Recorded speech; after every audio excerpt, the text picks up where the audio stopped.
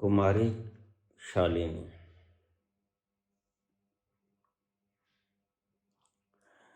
बाबा जी प्रणाम।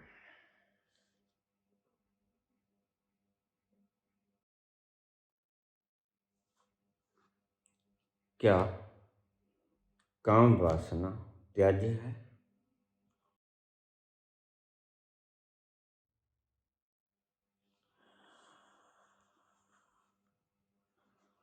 शालिनी इंडोनेशिया से।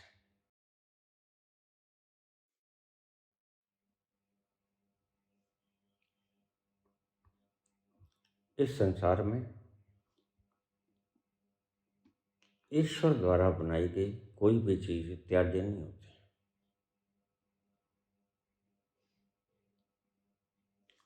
बस उसका सदुपयोग और दुरुपयोग होता है।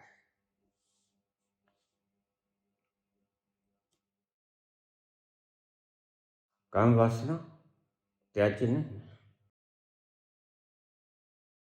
काम वासना का सदुपयोग और दुरुपयोग हो सकता है।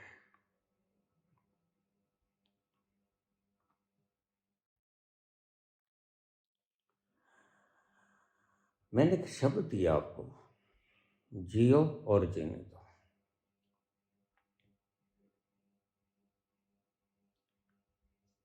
जिस दिन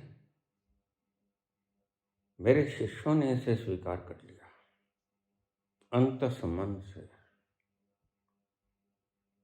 उस दिन दुनिया तानाशाह बनना नहीं चाहेगी।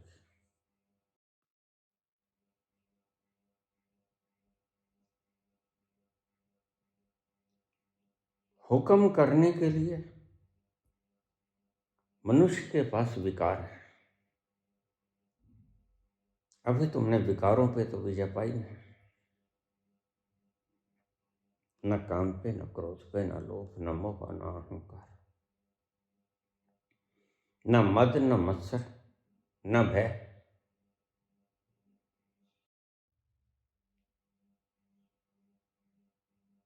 और तुम चले हो दुनिया के ऊपर राज करने।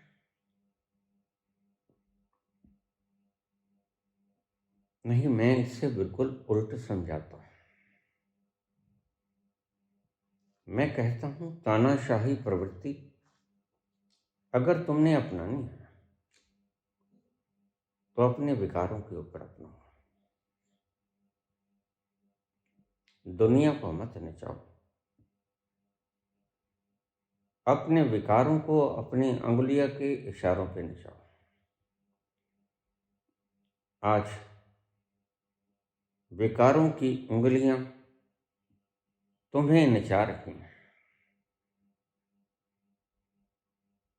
तुम्हारा मनोविकार कहता है काम चाहिए, तो तुम काम को भोगने लगते हो। तुम्हारा मनोविकार कहता है क्रोध चाहिए, लोभ चाहिए, घना सा धन चाहिए, उसके पीछे तुम सारी जिंदगी खराब कर देते हो।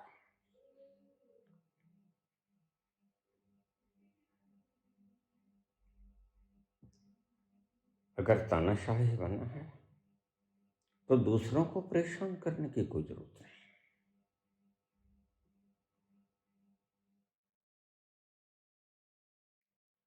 हुकूमत करने के लिए तुम्हारे पास बहुत कुछ है, जिस पर हुकूमत करते करते ऋषि मुनि हार गए। और उसी का सवाल तुमने पूछा है पुत्री शालिनी। यह त्याज्य नहीं है पुत्र, यह तुम्हारे अधिकार क्षेत्र में आ जाए।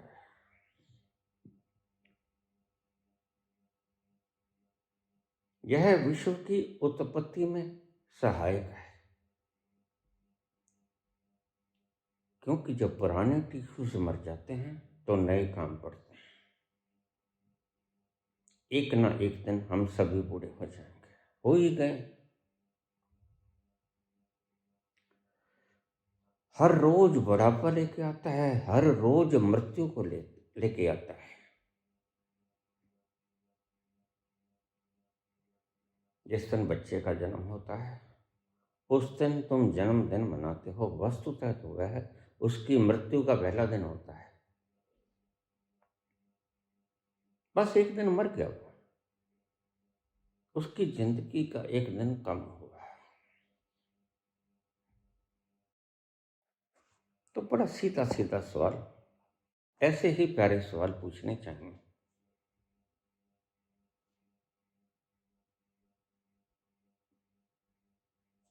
इन सवालों को पूछना तुम्हारी गुत्थियां भी खोल देगा और मेरा अनुभव भी तुम जान पाओगे।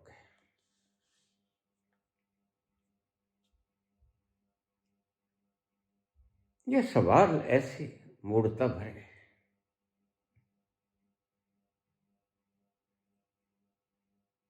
क्या पंछी भी अमर हो जाते हैं?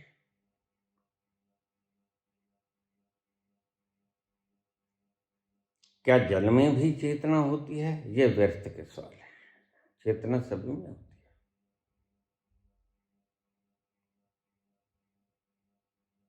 पंच तत्वों में भी चेतना होती है, लेकिन नेग्लिजिबल, बहुत कम।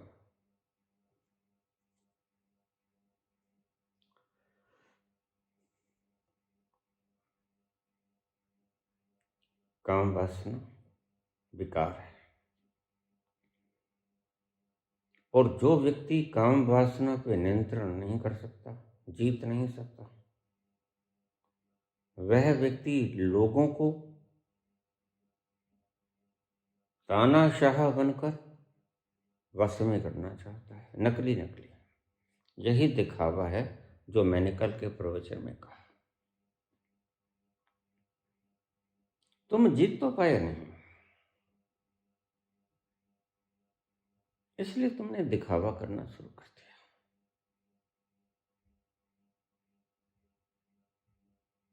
अपने भीतर तो तुम उतर नहीं सकते, इसलिए केदारनाथ की गुफाओं में बैठ के ध्यान करने का नाटक करते हो। जिसको ध्यान करने का रस आ गया, वह दिखावा करना बंद कर देगा, वह तो दरवाजा मूंद लेगा।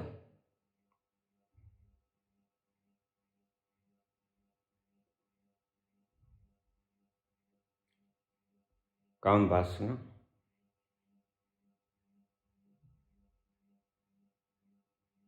से जो काम लिया जा सकता है वो है बड़ा महत्व काम।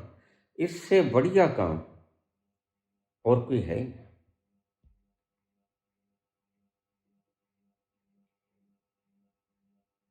अब मैंने कल ही कुछ दिन पहले मुझे कहा गया कि यहाँ एक भोंदू बाबा है,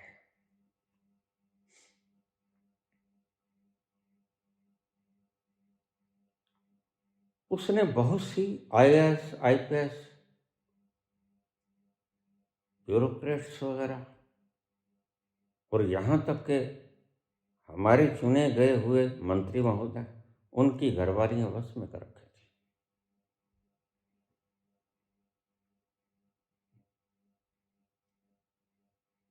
पूछने लगा, बाबा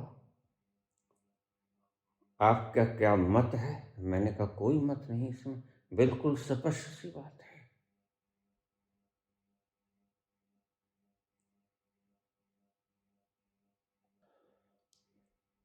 तुम अभी बात की तह तक गए नहीं। धन इकट्ठा करने से फुर्सत मिले, प्रमोशन करने से फुर्सत मिले, दूसरों के ऊपर तानाशाह बनने से फुर्सत मिले, तो तुम अपने घर के अंदर भी ख्याल कर सको।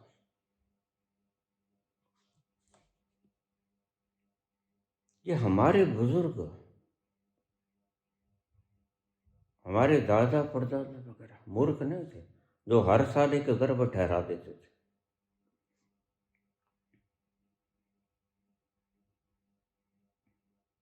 पता है, कुदरतन, क्योंकि प्रकृति मेरी ही बनाई हुई है।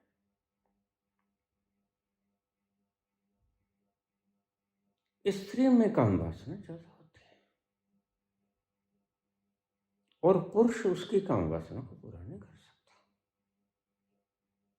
पीछे की कहानी को तुम ठीक से समझो। तो फिर उन्होंने एक रास्ता चुना।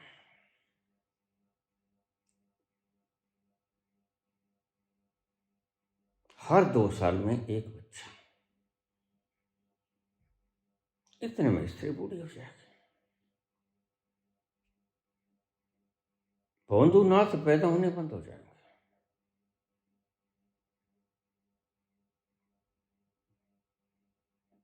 आज यह स्त्री समाज के नैतिकता के ऊपर कलंक है। यह क्या बोलती है वह नहीं सुनना चाहिए। इसका दृश्य क्या रिकॉर्ड हुआ वो देखना चाहिए। आंखों देखी बात ही मानते हैं संत भी। मैं कहता आंखन देखी।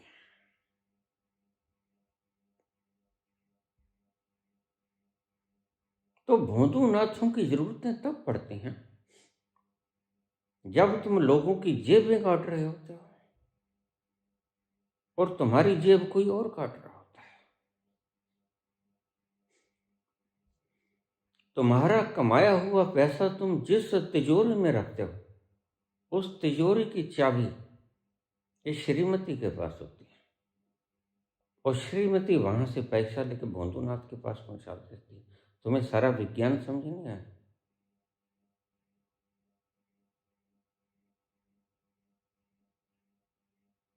काम वासना बहुत ही जरूरी है। अगर मैं कहता हूं जिन्हें तुम वासना कहते हो मैं उन्हें ऊर्जा कहता हूं, विकार कहते हो मैं उन्हें ऊर्जा कहता हूं। फर्ज करो ईश्वर काम वासना को न बनाए तो यह धरती कितनी देर तक जिंदा रहेगी बताओ।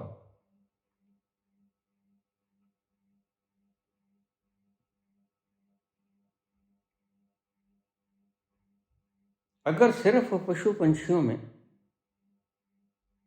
काम वासना को बना दिया जाए, मनुष्यों में ना बनाया जाए। तुम रोज कहते हो मुझे काम वासनाएं तंग करती हैं।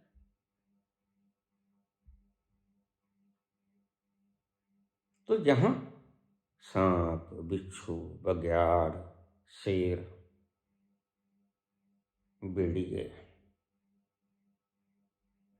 हाथी, घोड़े यह नजर आएंगे, आदमी खो जाएगा। यह वरदान है जिसको तुम इतने हीन भावना से देखते हो। लेकिन क्योंकि तुम्हारे विचार संतुलित नहीं इसलिए तुम असंतुलन की भाषा बोलते हो।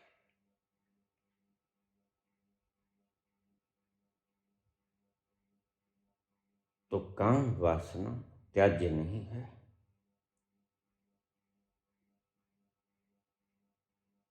बस इसकी मात्रा आपने तय करनी है जैसे कृष्ण ने किया। कृष्ण के वक्त 40 लाख लोग महाभारत के युद्ध में मारे गए और कुल संख्या थी 303 लाख, 3 करोड़। 40 लाख मर गए। पुरुषों की संख्या घट गई और कृष्ण के पास फार्मूला था। कृष्ण ने अपनी स्त्रियों से भी 10 बच्चे पैदा किए, वो भी पुरुष, क्योंकि पुरुष ही मरते हैं। आज वाला जमाना तब नहीं था। तब के लोग बड़े समझदार थे। माना साधन सीमित थे, लुभावने दृश्य न थे, लेकिन उनका विचार, उनका मस्तिष्क परिपक्व था। माना एयर कंडीशन रूम नहीं थे, लेकिन जब वट वृक्ष की छाया के नीचे बैठते थे तो एयर कंडीशनड फेल हो जाते थे। हमने वो गुजारे हैं दिन वट वृक्ष की छाया तले बैठकर। जो आनंद है, जो नेचर की गोद में बैठने का आनंद है, वो तुम्हारी एयर कंडीशनड रूम्स में नहीं। मैंने दोनों चीजों को देखा है, पिया है, और मैंने पाया कहीं ज्यादा शुभ थे वो दिन जब मैं वट वृक्ष की छाया तले बैठता था, क्रिया योग करके आता और वट वृक्ष की छाया तले बैठ जाता ध्यान मगन होकर।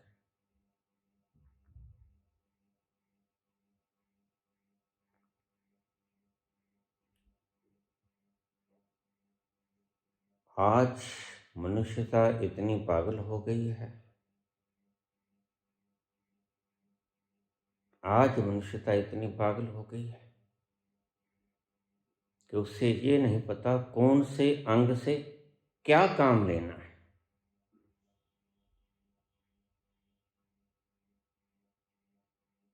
और कितना काम लेना है, और कौन से अंग से कब काम लेना है, क्योंकि इंद्रियां उसके बस से बाहर हो गई।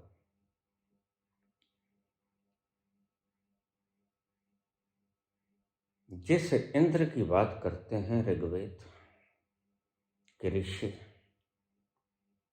वह इंद्र कोई और नहीं था, वह इंद्र तुम ही हो।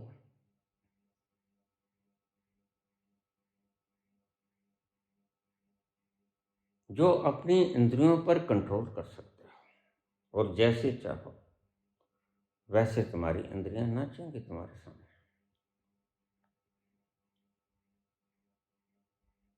तुम चाहो कि खाना खाओ तो खाओगे, तुम मालिक हो। तुम चाहो कि नहीं खाओ तो नहीं खाओगे। इंद्रियां तुम्हें तंग नहीं करेंगी, इंद्रियां तुम्हारे हुक्म में रहकर विश्राम करेंगे। वो वही संत, सच्चा संत है जिसका अपनी इंद्रियों पर कंट्रोल होता है। आज लोग नकली नकली भगवान बनना चाहते हैं और बन भी जाते हैं, क्योंकि भक्त बड़े मूड हैं आज। लेकिन वो ये नहीं जानते कि भगवान का एक लक्षण भी होता है। वह लक्षण होता है ठहराव और आनंद का रस पीता हुआ, झूमता हुआ वो मन, वो उनमें नहीं। इकट्ठा करते फिरते हैं श्रेय, जो उनके जाने के बाद समाप्त हो जाएगा, और जिनके सामने उसने कुछ इतिहास रचा, वो इतिहास भी जला दिया जाएगा किसी दिन। नालंदा में जो इतिहास या जो खोजें जला दी गईं, वो आज कहाँ है?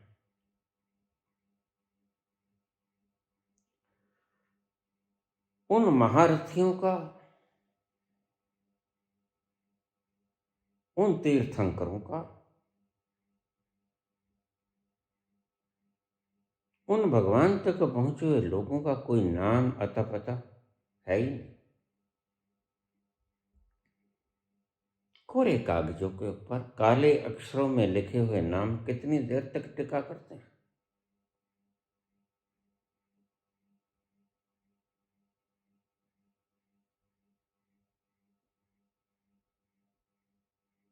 यह भारत भूमि बड़ी लज्जा की बात है। क्या हम इतने दीनहीन हो गए हैं कि एक मूर्ख व्यक्ति को सिंहासन के ऊपर आसीन कर दें और फिर माने भी ना कि यह मूर्ख है? क्योंकि मूर्ख तो सदा ही कहेगा मेरे से बड़ा विद्वान कोई नहीं। कभी पागल खानों में चले जाना, वहां कोई पागल तुम्हें नहीं कहेगा कि मैं पागल हूं। और जिस पागल को पता चल गया कि मैं पागल हूं, वह तत्क्षण पागल खाने से बाहर आ जाएगा, क्योंकि उसकी प्रज्ञा काम करने लगे। जब प्रज्ञा खो देता है व्यक्ति तो पागल हो जाता है, उसे अपने व्यवहार पर कंट्रोल नहीं रहता। आज हमारे तथाकथित देशों पर राज्य करने वाले राजाओं में प्रज्ञा है? जरा बताओ कि प्रज्ञा है? आज सबसे ज्यादा धनी और सबसे ज्यादा प्रज्ञावान मुल्क अमेरिका है, और उसने देखो जो खिलौना चुना है राज करने के लिए, वह बोलता है कल सुबह हो अमेरिका में 8 बजेंगे दिन के, और एक सभ्यता पाषाण काल में चली जाएगी।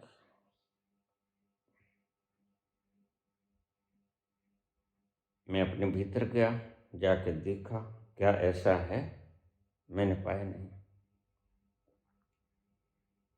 मैंने बाबा से पूछा, कहते नहीं ऐसा कुछ नहीं। मैंने ब्रह्मांड में उस रिकॉर्डर को खंगाला, पाया कि कुछ नहीं। मैंने आपसे पहले भी कहा, मैं बातों को बोलते वक्त 3 जगहों से खंगालता हूँ, फिर बोला करता हूँ, फिर उसको कोई माई का लाल।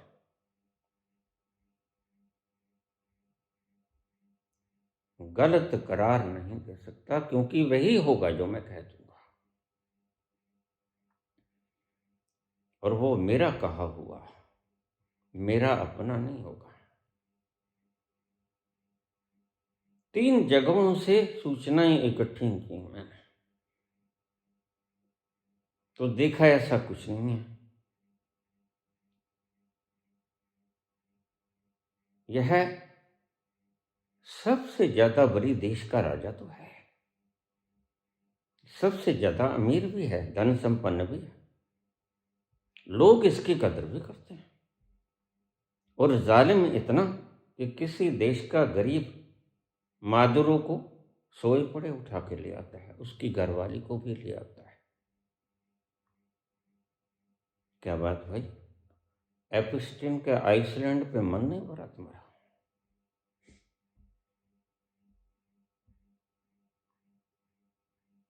वासनाओं के गुलाम ऐसे व्यक्ति क्या शासन करने के योग्य होते हैं? मैं क्यों कहता हूं कि शासन करने के योग्य होता है संत, और वह शासन करता नहीं। महावीर जैसे लोग होते हैं शासन करने के योग्य, और वह शासन को त्याग कर प्रकृति की गोद में बैठ जाते हैं। बुद्ध जैसे लोग होते हैं शासन करने के योग्य, और वो कपिल वस्तु के राज्य को ठुकराकर गली गली कूचे कूचे गांव गांव उपदेश देते हैं कि आदमी सुखी कैसे हो। सुख प्रत्येक की तमन्ना है, लेकिन काश यह सभी को मिल पाता।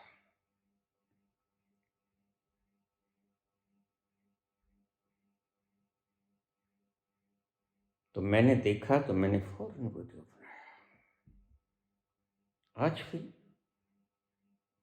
YouTube पर पड़ी हुई मेरी वीडियो को आप सुन सकते हो। न खंजर उठेगा न तलवार इनसे, ये कायर मेरे आजमाए हुए।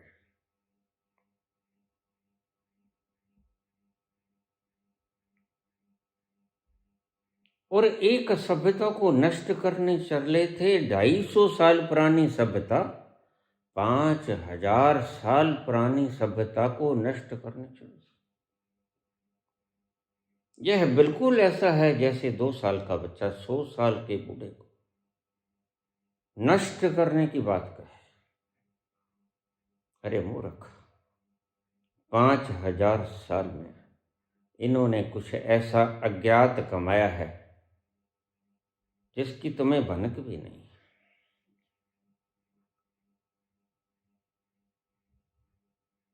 शालीनता कमाई है, ये परिपक्व हुए हैं। समय की मार झेल झेल कर ये परिपक्व हुई सभ्यता है। इन्होंने बड़े तूफान झेले, बड़े कष्ट क्लेश झेले। तुम कल के जाए अमीरी में उत्पन्न हुए, तुम इन्हें दोस्त दिखा रहे हो।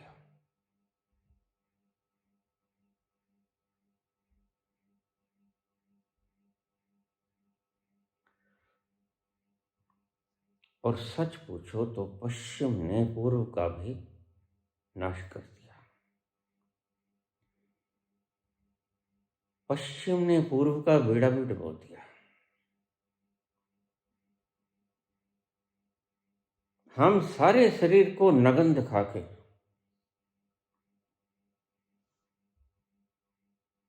हम कुछ नए जानते हुए इतिहास पढ़ा नहीं हमने, और हम कहते हैं कि आज़ादी हिंदुस्तान को 2014 में मिली थी।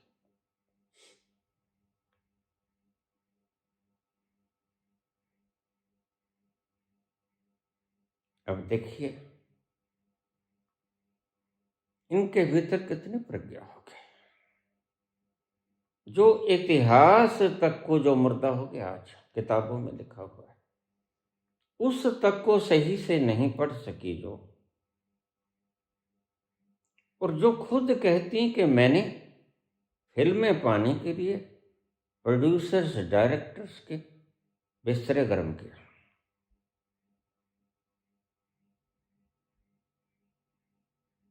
भला तुम कब तक बर्दाश्त करोगे ऐसे लोगों को?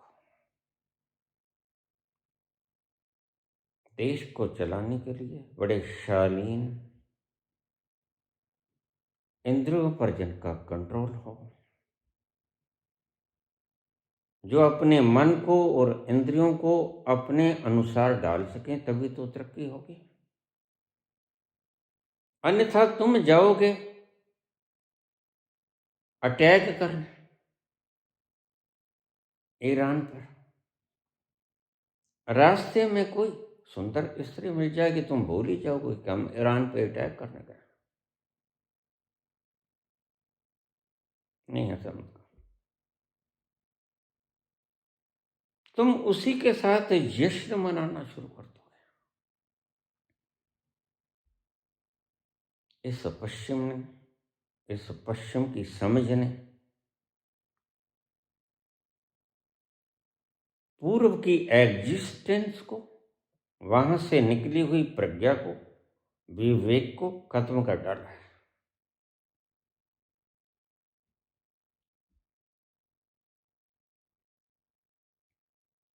और मैं हैरान हूं और दुखी भी हूं।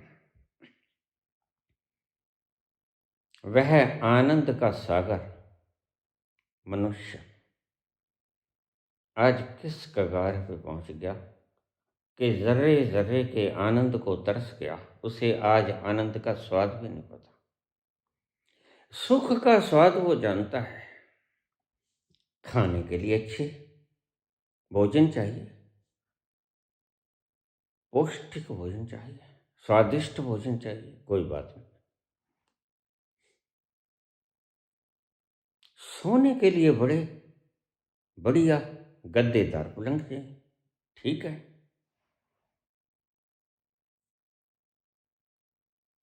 कौन रोकता है तुम्हें? लेकिन बात तो ये है कि जब तक तुम आनंद के रस की एक बूंद नहीं पियोगे, मैं रोज बोलता हूं,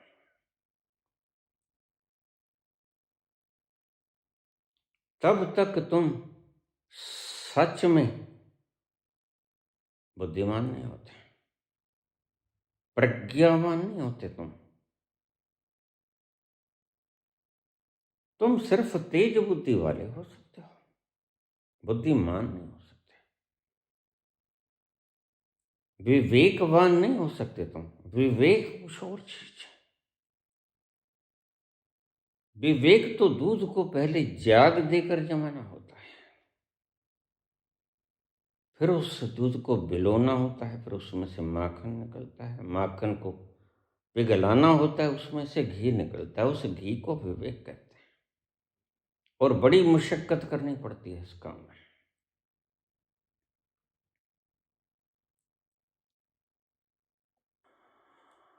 ओशो से मुझे जरा भी असहमति नहीं है, मन भेद नहीं है मेरा। आपने मेरी वीडियो सुनी होगी, मैं ओशो को एनलाइटन पर्सन का सम्मान देता हूं, कभी नहीं कहा मैंने, वो पूछा नहीं। क्योंकि शब्द बतला देते हैं कि ये आते कहां से। शब्दों के साथ रचा बचा गच्छ हुआ जो आनंद आता है, वो संत की वाणी में छलकता है। और संत दूसरे संत की भाषा बस एक शब्द में ही जान लेगा। यह भाषा के साथ कुछ और भी आया है या थोथे शब्द आए हैं, उसे ज्यादा विस्तार नहीं चाहिए, शास्त्रार्थ नहीं चाहिए। संत अगर सांस भी लेगा तो दूर बैठा संत समझ जाएगा कि यह संत है।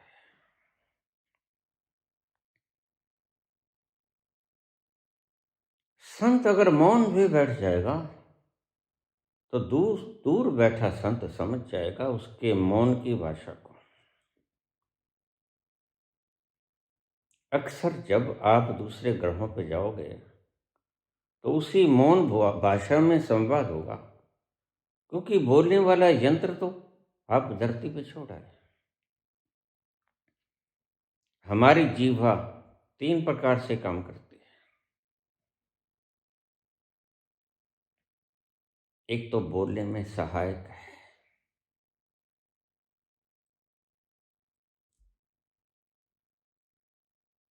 दूसरी जब हम जीवा पर कोई पदार्थ रखते हैं, इस पे टेस्ट बड्स होते हैं, बताती है ये मीठी है, नमकीन है, कड़वी है, उसका स्वाद बताती है ये टेस्ट बड्स।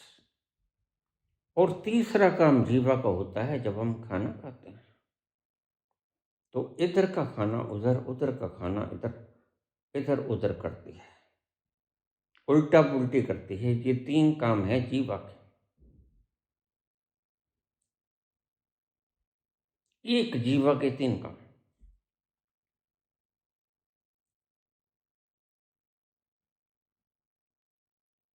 और आप तीनों ही काम लेते हो,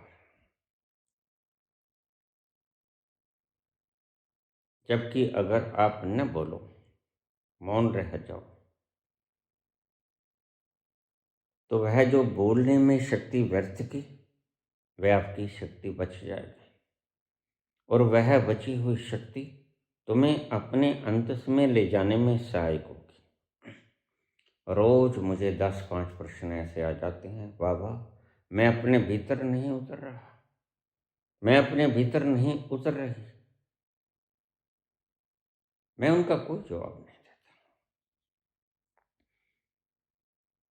क्योंकि अपने 3000 के करीब लंबे प्रवचनों में मैं बोला हुआ हूं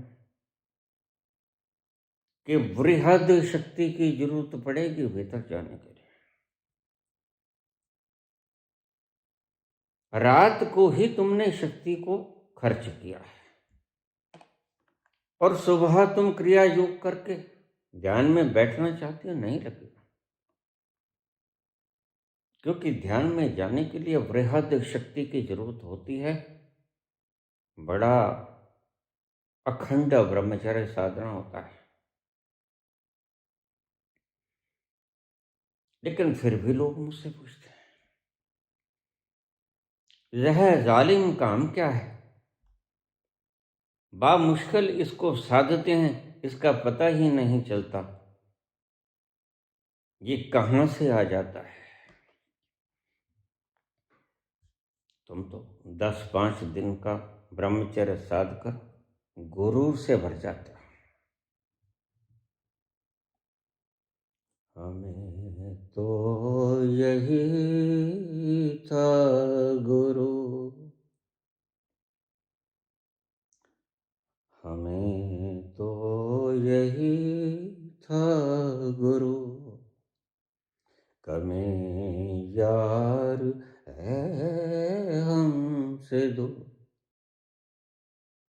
वही गम जिसे हमने किस किस यतन से निकाला था इस दिल से दूर।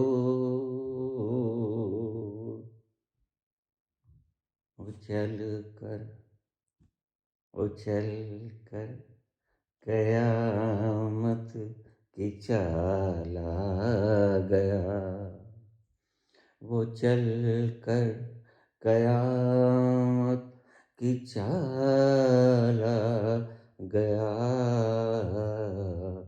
हुई शाम उनका ख्याल आ गया, वही जिंदगी का सवाल आ गया, हुई शाम उनका। जैसे तैसे तुम इंद्रियों को निचोड़ के सिकोड़ के डिप्रेस करके ब्रह्मचर्य का पालन करते हो, लेकिन वो टूट जाता है और तुम्हारा गुरूर क्षण भर में टूट जाता है। और इसी के ऊपर तुम्हें गुरूर था। नारद की तरह मैंने कामदेव को जीत लिया। नहीं, ऐसे नहीं जीता जाता।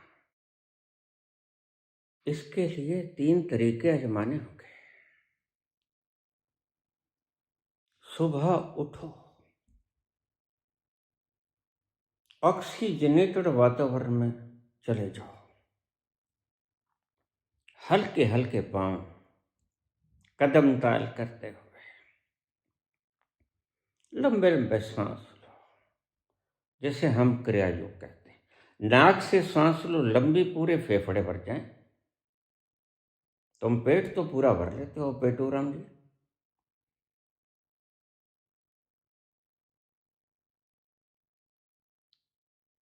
फेफड़ा पूरा नहीं भरते। भगवान ने इतना फेफड़ा बना तो तुम इतना सा इस्तेमाल क्यों करते हो? पूरे फेफड़े का इस्तेमाल करो। नाक से पूरा सांस खींचो, फेफड़ों को भर लो और उसको मुंह से छोड़ दो। इतनी सी क्रिया है। श्वास तो तुम पहले भी लेते हो, लेकिन मरे मरे से। मैं तुम्हें जीवत जीवत से श्वास लेने को कहता हूं। लंबे लंबे सांस लो, क्योंकि यह श्वास प्राणवायु है। देखो, इसके बिना कितने लोग कोरोना में मर गए। इसको ज्यादा से ज्यादा ग्रहण करो। तुम्हारे रक्त में मिलेगा, तुम्हारी हीमोग्लोबिन इस ऑक्सीजन को सारी शरीर में संचरित करेगी और तुम्हारा रोआ रोआ शक्ति संपन्न हो जाएगा। पहला, सुबह उठो, ऑक्सीजनेटेड हो जाओ, फुल ऑक्सीजनेटेड सारे दिन भर के लिए। फिर आराम से बैठ जाओ। जल्दी मत करो भीतर जाने की, वर्षों लग जाते हैं। शांति रखो, धैर्य रखो। जोर जबरदस्ती से ध्यान कभी होता नहीं, एकाग्रता हो जाती है। And that there is a lot of difference between the two. ध्यान और एकाग्रता, कंसंट्रेशन, इनमें जमीन आसमान का फर्क है। कंसंट्रेशन तुम समझ सकते हो, ध्यान नहीं से आ सकता। सबसे पहले सुबह उठ करके आज करो, लंबे लंबे सांस लो। परमात्मा ने जितने फेफड़े दिए, नहीं तो वो इतने से फेफड़े दे देता। उसने हर चीज ढंग से बनावट की है, सृजन की है।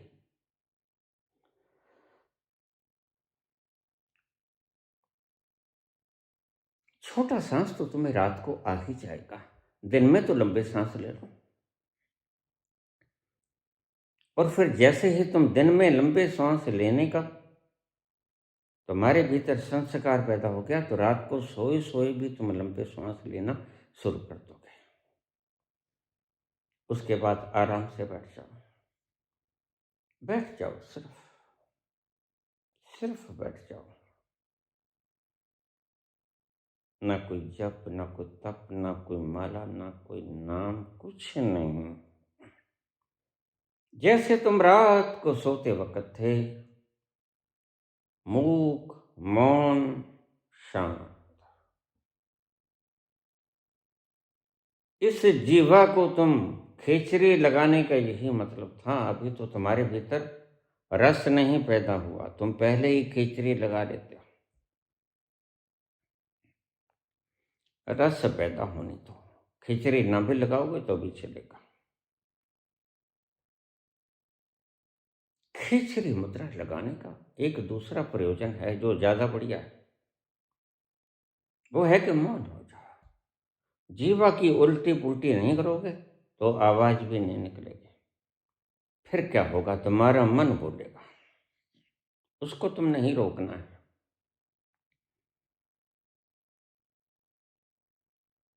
मन के भीतर से विचार पैदा होंगे, विकार पैदा होंगे, विषय पैदा होंगे।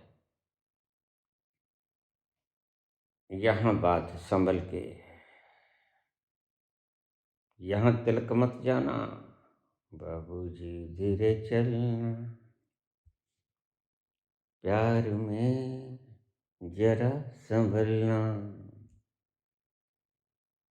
हो बड़े धोखे हैं, बड़े धोखे हैं इस राह में, बाबूजी धीरे चलना।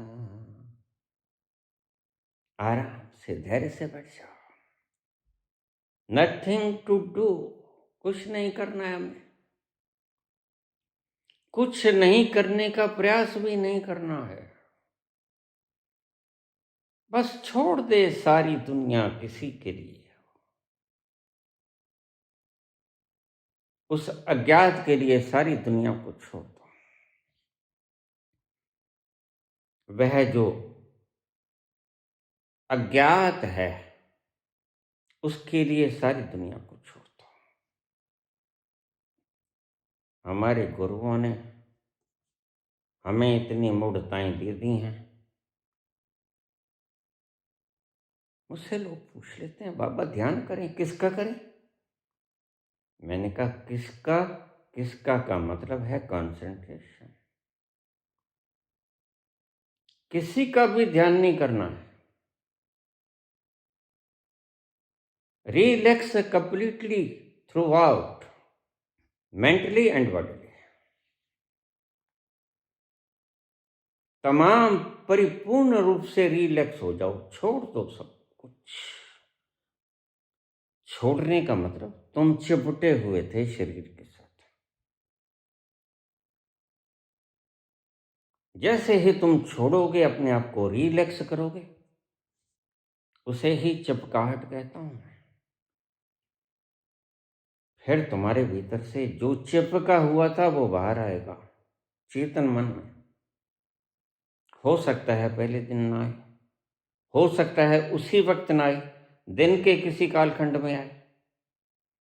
तुम ग्राहक के साथ बात कर रहे हो और तुम्हारे भीतर से कैथार्सिस आ जाए, तुम्हें गर्मी आने लगे, समझ जाना, थोड़ा सा जागरूक हो जाना, यह कैथार्सिस है, लड़ मत पड़ना। विनम्रता को साधे रखना। ग्राहक कोई चीज लेने आ गया, तुमने कहा ये तो 20 रुपए की है, ग्राहक कहता है मैं तो 14 रुपए दूंगा। तुम उसके चपत मत मार देना मुंह के ऊपर। तुम इनसे कहना भाई नहीं, मैं 19 लगा दूंगा, मैं 18 लगा दूंगा, अपने व्यापार के हिसाब से बता देना। लड़ाई झगड़ा मत करना, गाली गलौज मत करना, क्योंकि यह कैथार्सिस है। दिन के किसी भी परिभाग में यह आ सकता है। जरूरी नहीं कि जब तुम शांत अकेले बैठे हो तभी वह बाहर आए, ये जरूरी नहीं वो तुम्हें बता के नहीं आएगा। तुम वासनाओं के गुलाम हैं, वासनाएं तुम्हारी गुलाम नहीं है।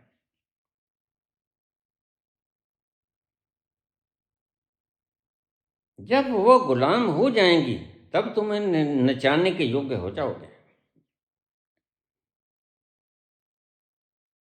ऑक्सीजनेटेड हो जाना, प्राणवायु को इकट्ठा करना। कोरोना काल में जो आपने वैक्सीनेशन लगवाई है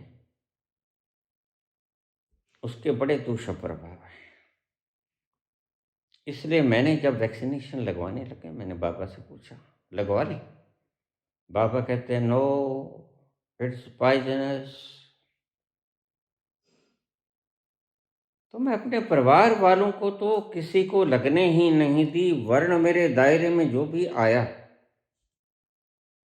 और जिसने पूछ लिया मैंने उसे कहा बिल्कुल भूल के मत लगवाना, बिकॉज इट इज पॉइजनस।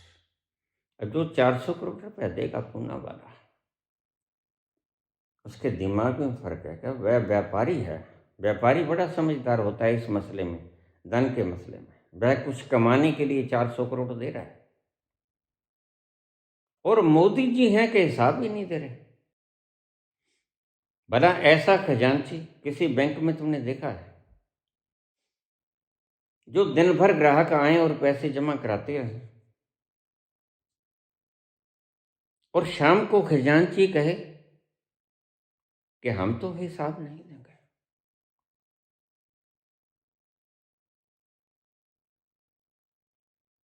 लेकिन तुम उसको छाती के ऊपर फिर भी 12 साल से बैठाए रहते हो। अजब तेरी दुनिया, अजब तेरे खेल। चुकंदर के सिर में चमेली का तेल। अरे वाह, बाकमाल बात है।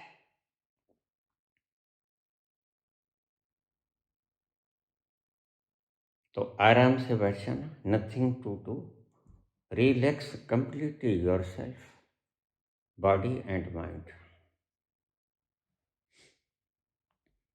इसका मतलब है मैं तुम्हें चिपकाहटें छोड़ने के लिए कहता हूं। Relaxation means to leave the clingingnesses. सभी चिपकाहटों को छोड़ देना। और यह रिलैक्स होने से हो पाएगा। अब रात को जब तुम्हें नींद आ जाती है तब क्लिंगिंगनेसेस तो होती है लेकिन टेम्परेरी। सुबह होते ही फिर वो जग जाएंगे। अभी तुमने उन विकारों, उन विचारों के तरफ ध्यान नहीं किया, तुम चुपके से पास से गुजर गए। वे वहीं पड़ी हैं और तुम सोने चले गए। रात को निद्रा में ऐसा होता है, सब चीजें वहीं पड़ी हैं और तुम उनसे अलग हो गए, क्योंकि तुम वास्तव में उनसे अलग हो गए। हाँ, सर्कल में चलो। रात को तुम सोने जाते हो, तुम्हारी स्मृति, तुम्हारी क्वालिफिकेशन, तुम्हारी डिग्री, तुम्हारा रुतबा, तुम्हारी गद्दियाँ, तुम्हारा मान सम्मान, सब कुछ छोड़कर जैसे मुर्दा चला जाता है वैसे तुम भी उनको छोड़कर अपने भीतर उतर जाते हो। इसे ही कहते हैं निद्रावस्था। वो चीजें वहीं पड़ी हैं। पूछा है, थोड़ा सा बीच में जवाब ले चलो। मृत्यु में क्या होता है? मृत्यु में तुम सारा कुछ लपेट लेते हो एक पोटली में। यह जो तुम छोड़ के गए थे वह एक पोटली में लपेटकर सिर पर रखकर बाहर निकल जाते हो इस घर से। यह मृत्यु में होता है। नींद में होता है कि तुम इनको उपेक्षित करके इससे दूर निकल जाते हो। थोड़ा बार बार समझना, बार बार चलाना, रिवाइंड करके सुन दिया करो इन शब्दों को। ये बड़े कीमती हैं। ये उस तल से आए हैं जहां तुमने एक दिन पहुंचना है।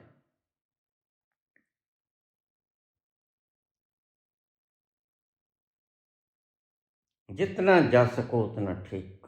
जबरदस्ती तुम भीतर नहीं जा सकोगे, समझना। It is concentration.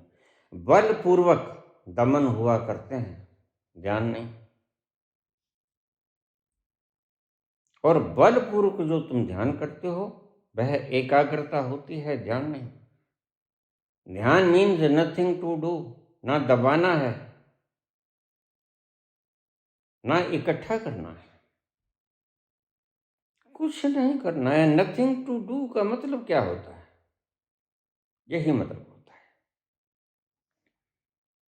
फिर तुम बैठ जाओ। अगर तुम्हारा मन चलता है तो चलने दो, क्योंकि मन तुम नहीं हो।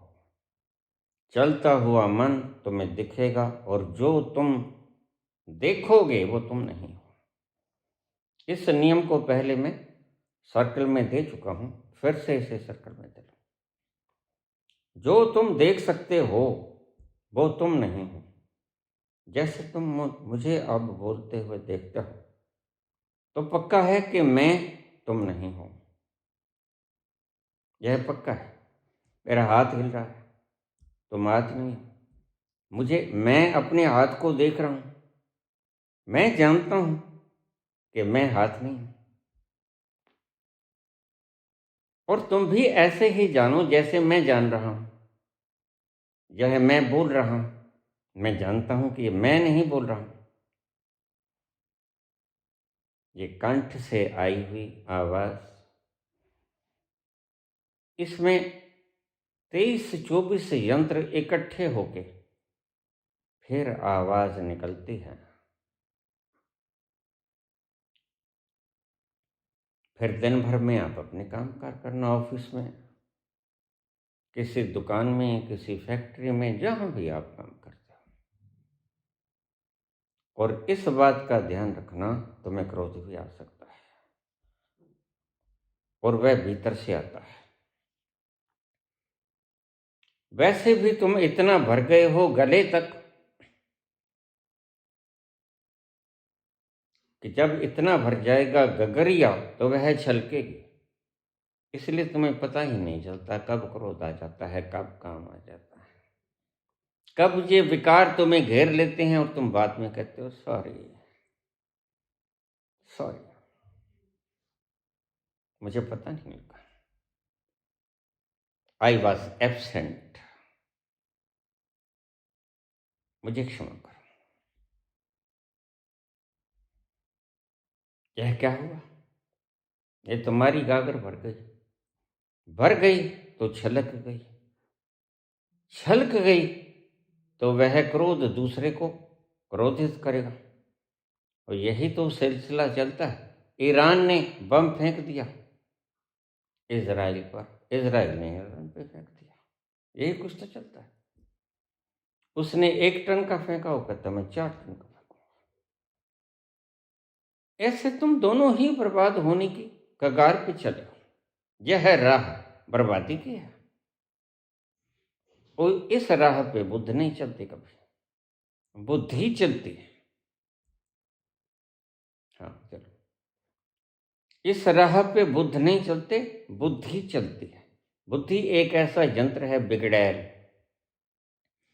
जो सिर्फ गणित की भाषा जानता है, प्यार की भाषा नहीं जानता। इसलिए सभी संतों ने कहा परमात्मा की तरफ चले हो, इस शैतान को छोड़ दो। शैतान बुद्धि। शैतान को छोड़ दोगे तो तुम अपने भीतर जो दूसरा तल पाओगे वो होगा हृदय का। और हृदय में प्रेम होगा,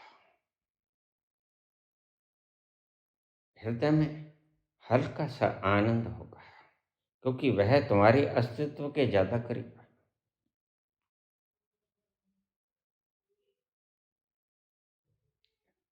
हृदय में चिपकाहटें नहीं होंगी, इमोशंस होंगे।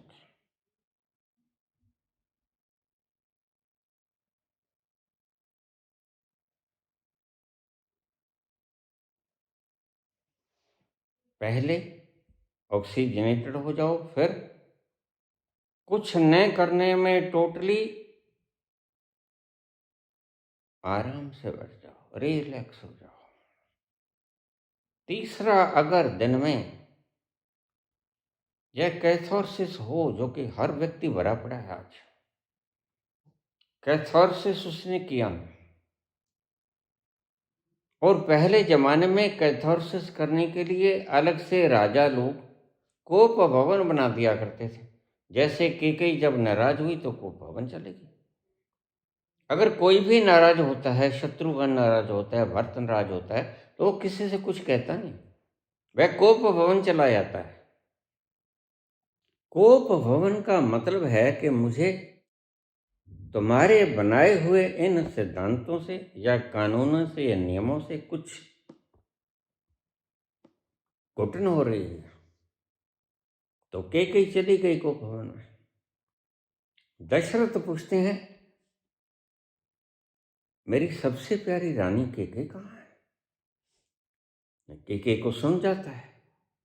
कैकेयी कहती है, मैं कोप भवन में हूं। बड़े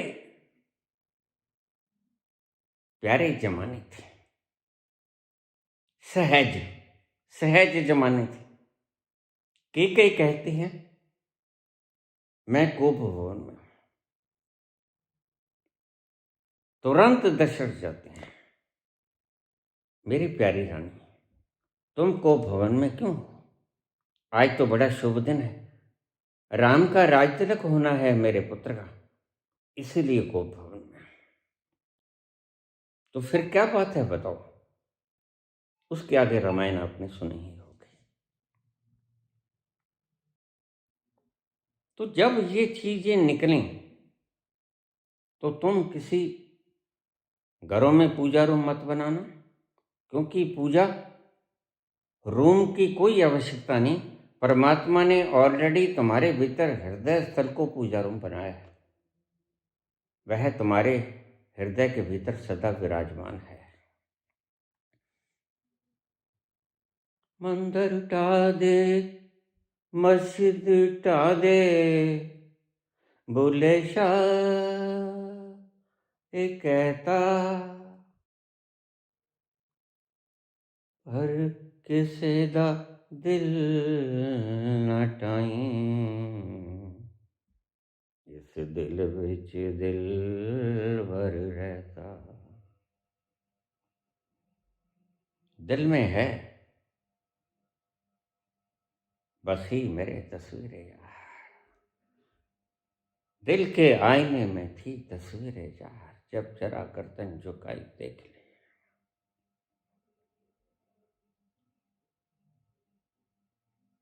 इसलिए मैं कहता हूं, जब मेरी सरकार बनी, मैं मंदिर, मस्जिद, गुरुद्वारा, डेरा सब बुलडोजर फिराना है वहां पर। इनकी कोई जरूरत नहीं इनसे अन्न उपार्जन करना है। ये व्यर्थ के सथल बनाए तुमने, और इनकी लोभ वासनाएं बढ़ती ही जाएंगी। ये सारी दुनिया को पागल बना देना चाहते हैं। ये बीके शीके सब उठ जाएंगे। थोड़ा सा मेरे हाथ में सत्ता लेने दो। मुझे पता है आप मुझे वोट नहीं डालोगे, लेकिन मैं वोट लेने के लिए पावर रखता हूं।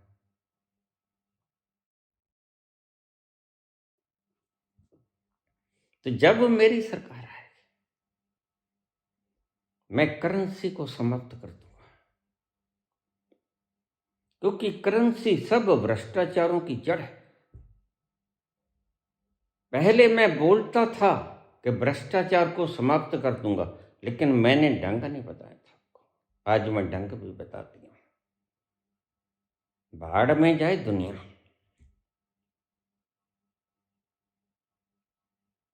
हमने अपने मुल्क को आनंद में ले जाना है। करेंसी की कोई आवश्यकता नहीं। Currency will be vanished, finished, removed. और क्या करोगे? हमारे हिंदुस्तान में हर चीज है, जैसा है वो हमें जीवन देने के लिए काफी। कोई वक्त था जब दूध दही की नदियां बहती थी, आज शराब की नदियां बहती हैं। अरे नहीं, ये शराबी पूछता है, कहता है आप ठेके बंद करा दोगे? नहीं, ठेके नहीं बंद करूंगा। ठेके पे शराब वैसे मिला करेगी जैसे आज तुम्हें फीम मिलते हैं, फिर तो ठीक है। ठीक। और अगर तुम्हें वो उस शराब को तो मैं छुड़वाऊंगा तुमसे, जबरदस्ती नहीं, तुम्हें बड़ी शराब पिला के। तुम्हें पता है मुझे एक डाटा शराब का बिछड़ जाता है, एक डाटा शराब का। ऊपर का एक ढक्कन होता है, वो मैंने गलती से एक बार पी लिया। सर्दी का दिन था, मेरा मित्र कहने लगा, भैया ये ब्रांडी है, वह फौज में था, यह थोड़ी सी एक ढक्कन ले लो, ये जुकाम वगैरह ठीक हो जाएगा सर्दी लगी थी। तो मैंने एक ढक्कन पी लिया। अब क्या हुआ कि आधा घंटा के बाद मेरे से तो उठा नहीं जाता। मैंने कहा भाई मुझसे तो नहीं उठा जाता। उसने मुझे हाथ पकड़ के घर तक छोड़ के गया। अब ऊपर वाले कमरे में तीसरी मंजिल पे मेरा घर था, तो वह घर तक तो ले आया। तो पौड़ियों के पास वो कहता चलो भैया ये पौड़ियां हैं। मैंने कहा पौड़ियां हैं, लेकिन ये ऊपर क्यों जा रही हैं? उसने कहा ये तो ज्यादा चढ़ गई इसके, एक डाटा इतना चढ़ गया। हाँ, ऐसा होता है। जिसने मदहोशी का वो पैग पी लिया, उसको तुम्हारी यहाँ की शराब रिएक्शन करेगी।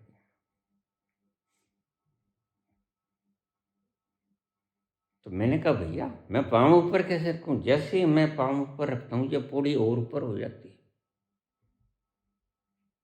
तो उसने मुझे उठाया, तगड़ा था वो, अशोक कुमार नाम था उसका, अब तो बेचारा गुजर गया, बहुत जवान अवस्था में गुजर गया। उसने मुझे उठाया और उठाकर तीसरी मंजिल पर मेरे बेड पर पुटक दिया। वहां मुझे कोई पता, नींद आ गई।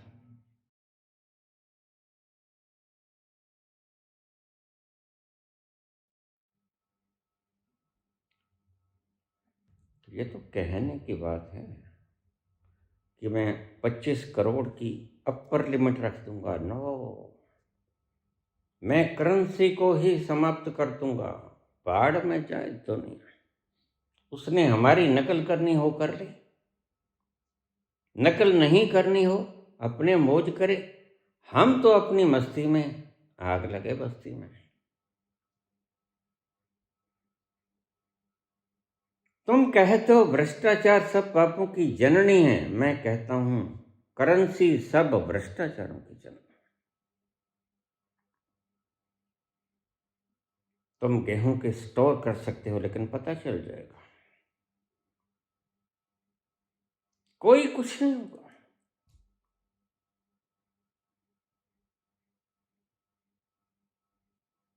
और तुम्हारे जीवन यापन की सारी सुविधाएं सरकार उठेगी। अहम त्वाम सर्व पापे भव मोक्षयिष्यामि मा शुचः। मैं तुम्हारी सभी आवश्यकताओं को पूरा करूंगा, वासनाओं को नहीं। वासनाएं तो अपूरत है, वासनाएं कभी किसी की पूरी नहीं हुई। सिकंदर मर जाता है, कितने राजा महाराजा, चक्रवर्ती महाराजा यहां से वासनाओं को समेटे समेटे रवाना हो जाते हैं। किसी की वासनाएं कभी परिपूर्ण होती हैं, मैं अच्छी तरह जानता हूँ। फिर वासनाओं को परिपूर्ण करने का काम भी क्यों करना है? वासनाओं को परिपूर्ण करने का प्रयोजन भी क्या है जब होती नहीं वो? मैं तुम्हारी जरूरतों का इंतजाम करूंगा, प्रत्येक व्यक्ति को। और ध्यान रखना, मैं कोई सरकार का मोदी मास्टर नहीं, मैं संत हूं, और संत जो जुबान से कह देता है वह करता है।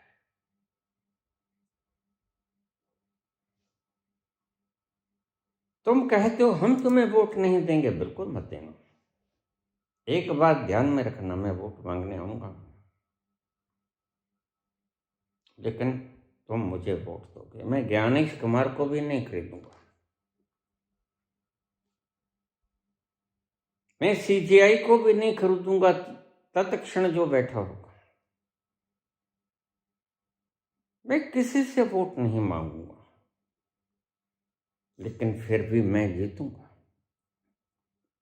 और मेरी सरकार बनेगी। और 3 महीने के लिए मैं सारा नक्शा सेट करके ईमानदार लोगों को, मेहनती परिश्रमी लोगों को सौंप जाऊंगा। मेरे लिए ना डॉलर अहमियत रखेगा, ना रूपा, ना रुपया। सब करेंसियां बेकार मेरे लिए, सब करेंसियां जला दी जाएंगी। हम अपने दम पे जिएंगे। इसे कहते हैं स्वावलंबन। जितना हमारी धरती माँ पैदावार करती है, वो हमें जीवन देने के लिए पर्याप्त अन्न पैदा करती है। जितनी हमें प्रोटीन की, फैट की आवश्यकता होती है, उतना हमारी गौ माता हमें दूध देती है।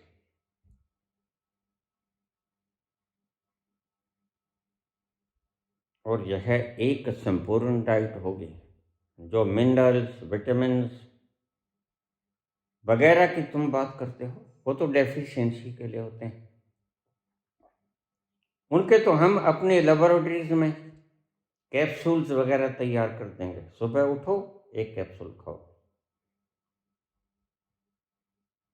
उनकी फिक्र मत करो, बात तो जीवन को चलाने की है। और मैं अच्छी तरह से जानता हूँ जीवन कैसे चलता है।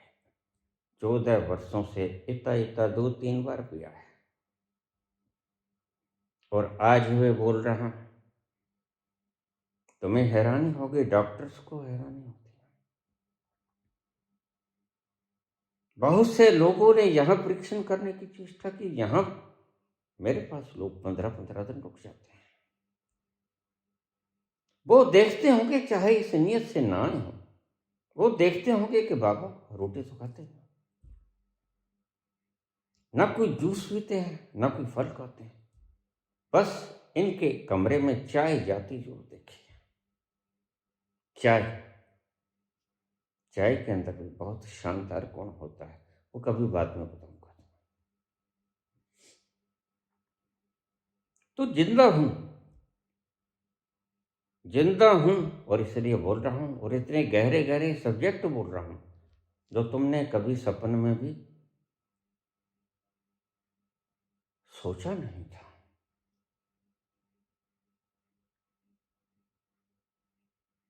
और प्रभु की इच्छा में रहता, उस प्रभु की इच्छा में, जिस प्रभु को मैंने अपनी नग्न आंखों से देखा है। धन्यभागी हैं ये आंखें, जिन आंखों ने उस सर्जनहारे का दर्शन किया है।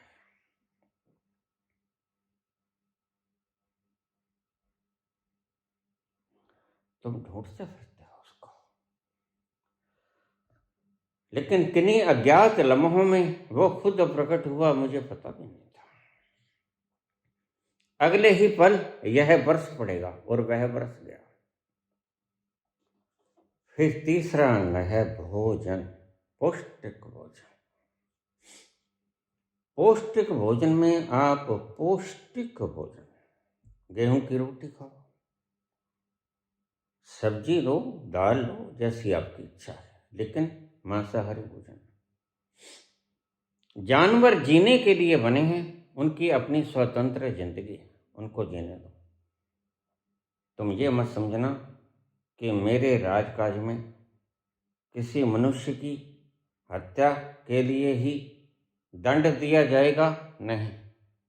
जैसे आज काले हिरण के लिए दंड दिया जाता है, वैसे अगर तुम बकरे को भी काटोगे तो दंड दिया जाएगा।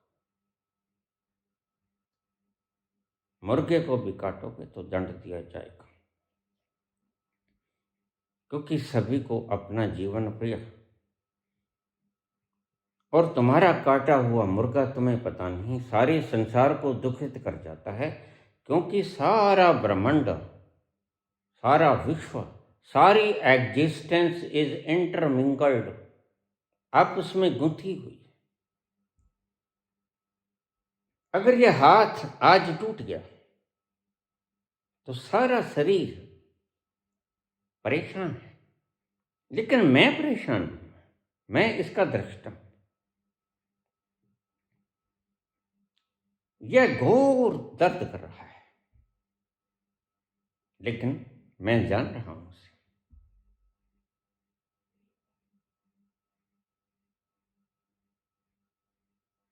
तुम्हें तुम्हारी जरूरतें, बिल्कुल तुम्हारी जरूरतें, तुम नाको नाक हो जाओगे, तुम कहोगे बस और नहीं।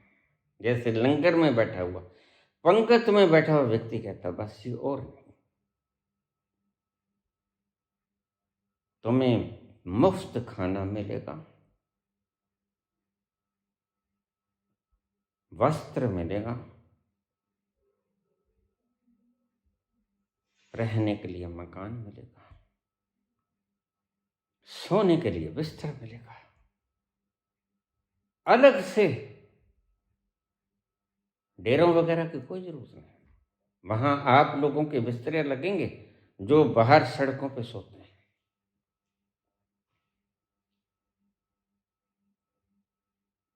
और यह होगा,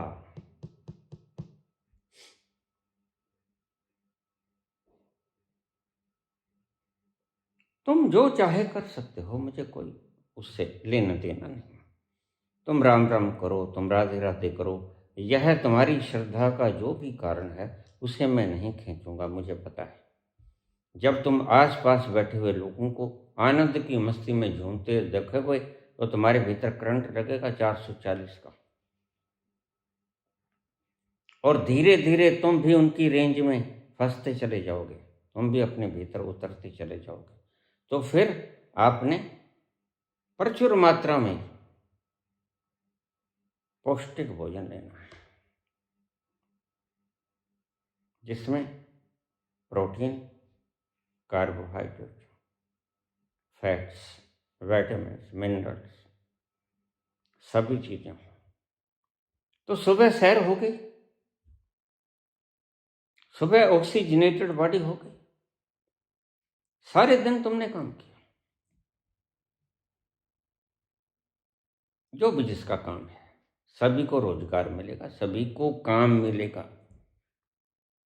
और अगर कुछ हाथ हमारे पास खाली रह गए तो और बड़े काम है। हम तुमसे पेड़ लगाने को कहेंगे जो इन दुष्टों ने बर्बाद कर दिया, उनकी रक्षा करने को कहेंगे।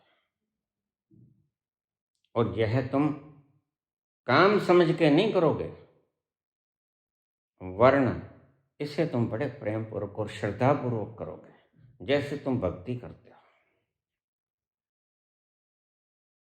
फिर भी जो लोग बच गए उनको हम हॉस्पिटल्स में भेजेंगे। वहां कोई गरीब है, कोई बीमार है, गरीब का मतलब शरीर से गरीब, वृद्ध हो गया है,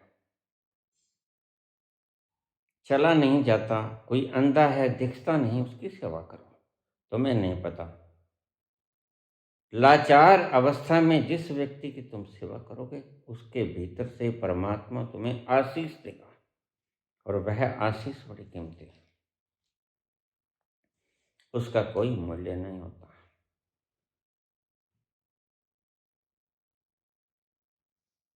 ये सारे दिन की दिनचर्या हो गए।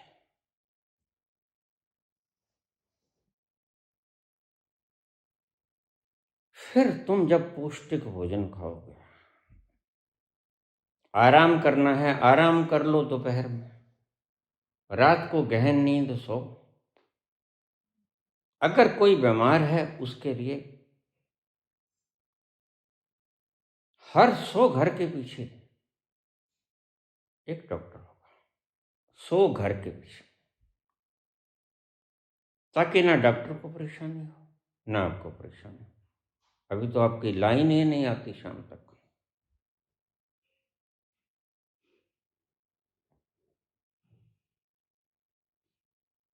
फिर आप में शक्ति आएगी, आपको अच्छे अच्छे इतिहास पढ़ाए जाएंगे, हमारे वीरों की गाथा सुनाई जाएगी। जो मातृभूमि पर न्यौछावर हो गए उनका भी इतिहास बताया जाएगा, और जो मातृभूमि पर न्यौछावर होने के बिना माफीनामा मांगते रहे उनका भी इतिहास बताया जाएगा। और तुम्हें सिखाया जाएगा कि यह करो और यह मत करो। उलट बातें तुम्हें नहीं सिखाई जाएंगी। जो तुम्हारी जिंदगी को सुखी और खुशहाल बनाने वो तुम्हें सिखाई जाएंगी। हर 20 व्यक्ति के पीछे एक टीचर होगा, हर 100 घरों के पीछे एक डॉक्टर होगा। जरूरत है इन लोगों की। तुम खुला रहे हो मंदिर, घंटे खड़काए जाओ, पेट भूख तो लगेगी, फिर भूख को शांत करने के लिए तुम ठगियां मारो। सारी दुनिया दुखी है, वो तुम्हारे पास आएगी, तुम कहोगे ऐसा करो, ये 6.5 चढ़ गई है, ये राहु पे केतु बैठ गया है, इसका हवन करा दो। क्योंकि उसने अपने बच्चों का पेट भी भरना है, उसने तुमको लूटना भी है। बड़े डाकू तुम्हें लूटते रहेंगे, छोटे डाकू तुम्हारी जेब काटते रहेंगे, वो चोर है। बड़े डाकू दिल्ली में बैठे हैं, पार्लियामेंट हाउस। छोटे डाकू तुम्हारी जेबें काट रहे हैं, ये पंडित लोग, ये चोर है। लेकिन ये गुंडागर्दी चलेगी ना, क्योंकि दक्षिणा में तुम जो करेंसी देते हो वो करेंसी ही खत्म कर दूंगा मैं। कैसे तुम शक्ति को कमाओगे? पौष्टिक भोजन करके आराम करो। जो तुम्हें काम मिला है, मैं जानता हूं कि ऐसे माहौल में तुम श्रद्धापूर्वक काम करोगे। जब व्यक्ति बोझहीन अवस्था में होता है तो उसके काम करने की क्षमता और उसके काम करने का जो ढंग है वो ज्यादा अच्छा होता है।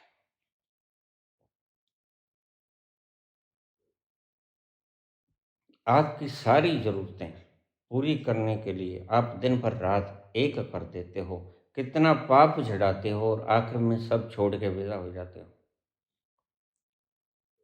मैं इकट्ठा ही नहीं करने दूंगा, ये पाप मैं तुम्हें करने ही नहीं दूंगा। तुम अपने आप तो छोड़ते नहीं,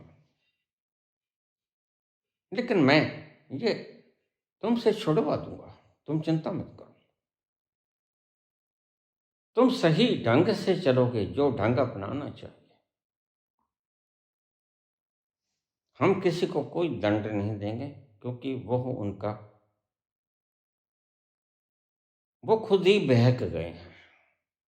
उनको उनके गुरुओं ने बहका दिया, उनको उनके गुरुओं ने आदिकाल से बहकाने वाले लोग पैदा होते रहे हैं, चारवाक जैसे, जो कहते हैं छीन लो, काट लो, लूट लो, डाका मार लो, ऋणम कृत्वा घृतम पीवेत, यदा जीवेत सुखी जीवेत, भस्मभूतस्य देहस्य पुनरागमनम कुतः। ना ऋण लेने वाला ना ऋण देने वाला, दोनों में कोई नहीं बचेगा। इसलिए तुम ऋण उठाओ, ठगी मारो, चोरी करो, डाका, और तुम घी पियो। खैर उस वक्त शराब नहीं होती थी, आज अगर चारवाक आ जाए, वो कहेंगे ऋणम कृत्वा मदम पीवेत, शराब पियो, कर्ज उठा, शराब भी मिलेगी। रिकमेंडेड डोज 65 ml, जिसको डॉक्टर कहेगा उसको। यहां कोई मेरे कारण दुखी नहीं होगा, समझ लेना बात को। व्यवस्था के कारण दुखी नहीं होगा। पिछली बार यह एक संयोग ही समझो, जब जब साहेब पश्चिमी बंगाल में वोट मांगने जाते हैं, तब तब भारत भूमि पर कोई ना कोई उपद्रव आता है।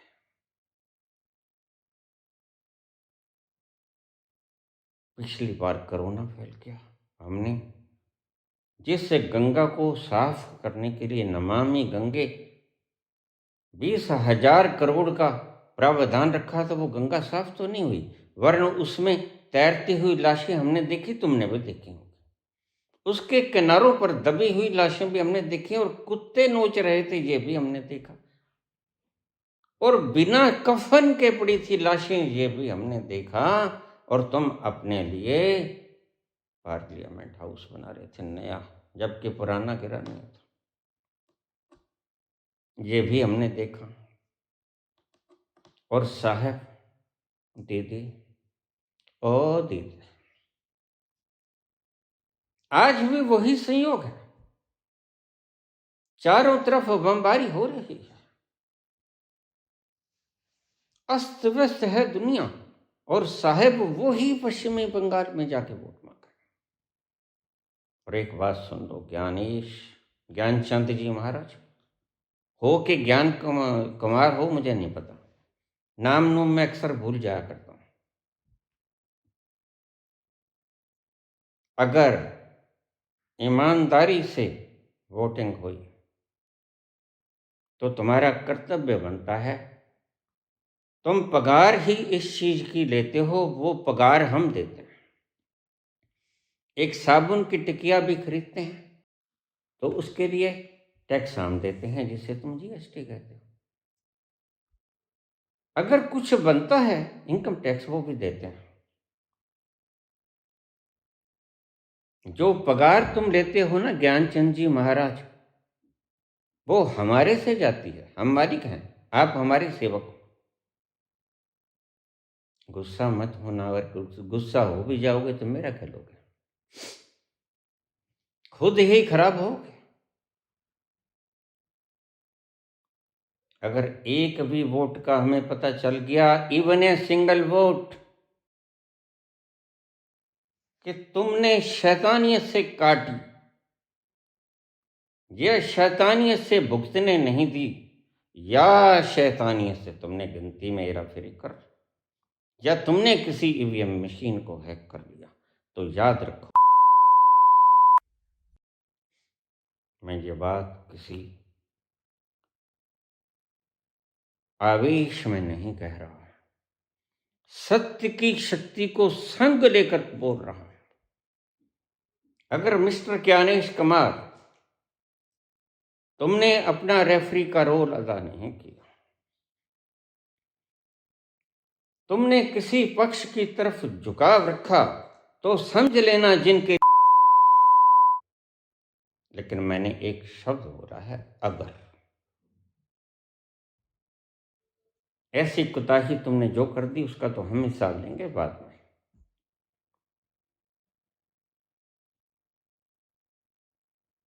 लेकिन अगर इस 5 चुनावों में मेरी यह वीडियो ज्ञानेश कुमार तक जरूर पहुंच जाए, ऐसा काम करना। इसे शॉर्ट बना के भेजो, इसे एज इट इज भेजो, मुझे कोई इतराज नहीं। लेकिन अगर तुमने अपनी शैतानियत से अपनी पदवी पर, जिसे हमने तो नहीं बैठाया,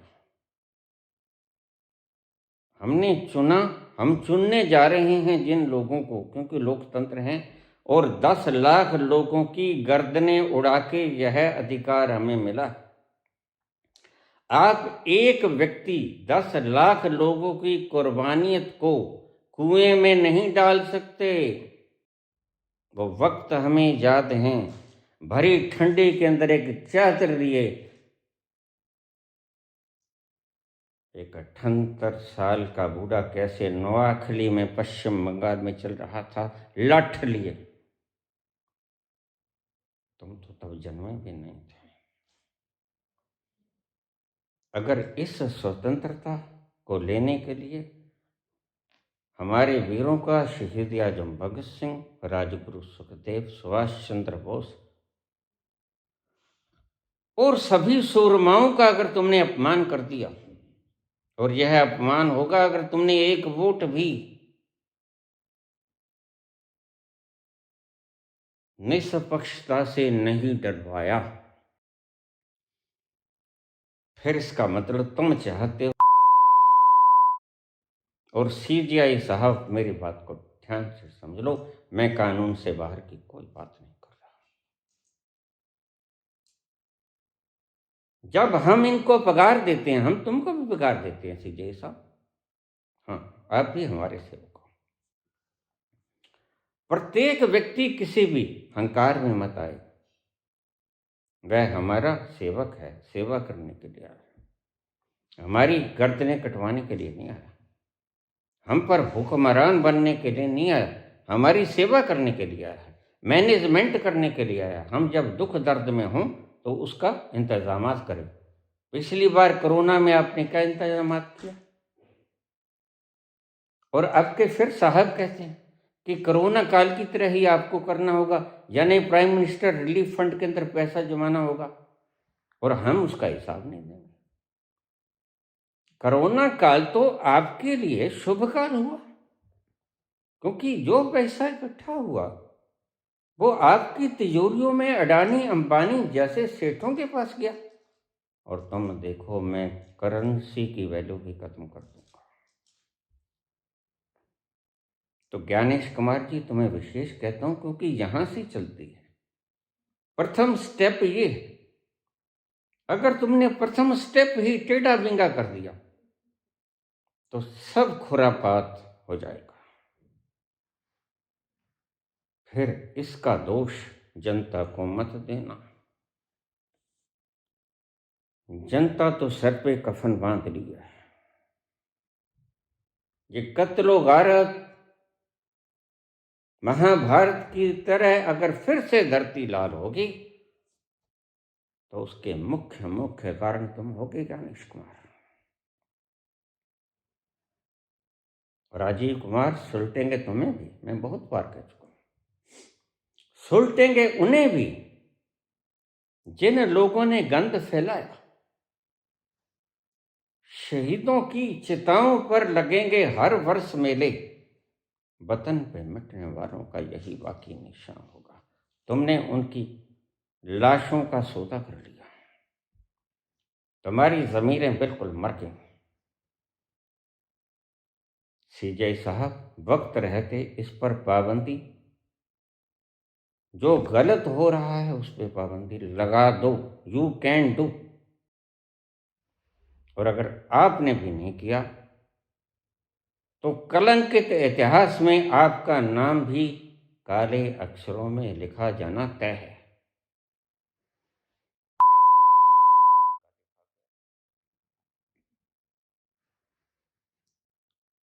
अरे, इलेक्टोरल वोट तो हुआ, लेकिन दंड तो किसी को मिला नहीं। ये तो वो बात हुई कि हत्या तो हुई, कत्ल तो हुआ, लेकिन अपराधी कौन था ये पता नहीं, दंड किसी को मिला नहीं। फिर यह बात खंगालने का, इतनी शक्ति लगाने का अर्थ क्या हुआ? तुम क्यों कुर्सी पर बैठे रहे इतने दिन? तुमसे भी पूछा जाएगा चंद्रचूड़ महोदय। जिन जिन ने भी हमारे वीरों की कुर्बानियों को धूल फंकवा दी, उनके बच्चे धूल फांकेंगे। बड़ी देर भई नंद लाला, तेरी राह थके ब्रजवाल। ग्वाल बाल एक एक से पूछे, कहाँ है मुरली वाला रे। बड़ी देर पई नंद लाला, तेरी राह थके ब्रजवाला। ग्वाल बाल एक एक से पूछे, कहाँ है मुरली वाला रे। बड़ी देर पई नंद लाला, तेरी राह तके ब्रजबाला। कोई न जाए कुंज गलिन में, तुझ बिन कलियां चुनने को। तुझ बिन कलियां चुनने को। कोई न जाए कुंज गलिन में, तुझ बिन कलियां चुनने को। तुझ बिन कलियां चुनने को। तरस रहे हैं हो, तरस रहे हैं यमुना के तट, मुरली की धुन सुनने को। मुरली की धुन सुनने को। अब तो दर्श दिखा जा नटखट, क्यों दुविधा में डाला रे। बड़ी देर भई नंद लाला, तेरी राह तके ब्रजबाला। यदा यदा हि धर्मस्य ग्लानिर्भवति भारत, अभ्युत्थानम् अधर्मस्य तदात्मानं सृजाम्यहम्। परित्राणाय साधूनां विनाशाय च दुष्कृतां, धर्म